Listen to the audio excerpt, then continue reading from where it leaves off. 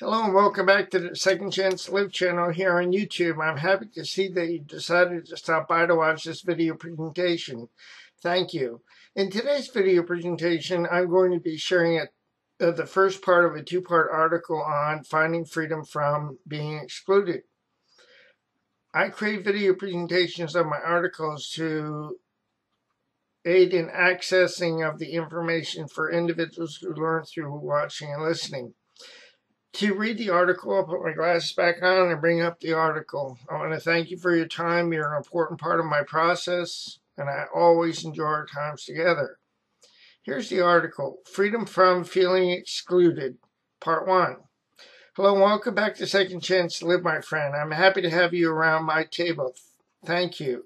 For many years, I struggled to accept myself, but I was unable to put my finger on why I had such a difficult time. My struggle continued until I was able to connect the dots of my experience. What I discovered was that I had bought into a belief system that undermined my ability to accept myself as a unique individual. Through my struggle to find myself, or the self that I wanted to be able to accept, I found myself gauging who I was in life through the reflections of the significant people in my life. As a result, I found myself taking other people's temperatures to see how I was doing in life.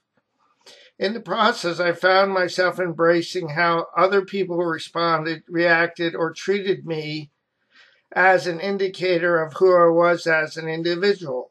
In the process, I could never quite establish who I was as an individual because I was gauging who I was as an individual through the spectrum of the ways that different people treated and interacted with me. In the process, I found that my identity as an individual changed with each interaction. As a result, I stayed confused with regards to who I was as an individual. In the process, I found myself striving all the more to, and in an attempt to gain the approval and validation from a myriad of people in order to be able to have a self and an identity. What other people thought about me was more important or of greater value than what I thought about myself. Awareness. While attending junior college in the late 1970s, I took a course that was a prerequisite, sociology. In this course, I learned something about different concepts, putting labels on people's stereotypes and societal stigmatization.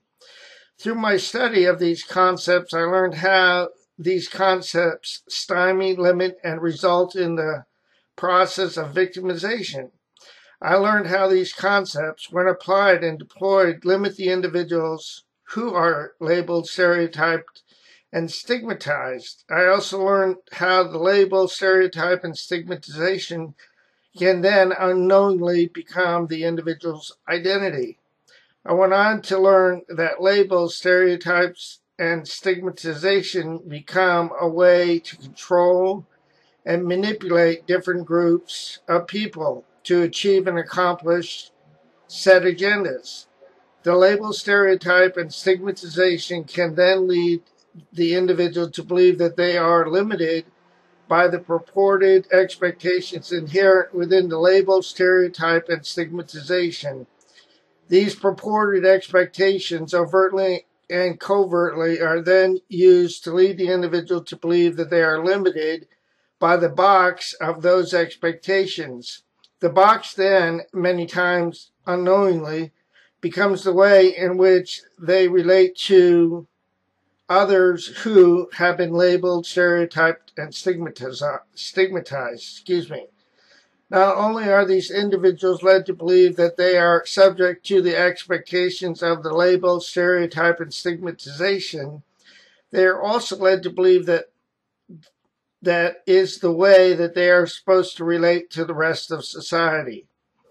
In my experience and through my recovery process, I became more acutely aware of how a label, stereotype, And the stigmatization was to impact my life after I told my supervisor at the Department of Vocational Rehabilitation that I had sustained a traumatic brain injury when I was 10 years old in 1967. The rippling effects of such a disclosure opened my eyes to how a diagnosis, a label, a stereotype, and a societal stigmatization would seek to put and keep me in a box. Subsequently to finding myself in this box, I found myself being identified as a traumatic brain injury survivor. After finding myself in the box of being a traumatic brain injury survivor, I found myself minimized, marginalized, dismissed, and discounted as an individual. Because I grew up with the unknown impact of a traumatic brain injury and a subsequent invisible disability, I bought into the notion that I deserved to be abused, minimized, marginalized, dismissed, and discounted because I was different. This is the end of part 1 of this article. I will create the second part of the video presentation of the article tomorrow or over the weekend. I'll say so long for now, but before I do, let me encourage you with this. Please do not give up on your process, a loving God, or yourself, because more will be revealed to you and to me in time. The pieces of the puzzle will come together in the correct order and at the right time. I'll say so long for now. Have a great day, and God bless both you and your family. So long now.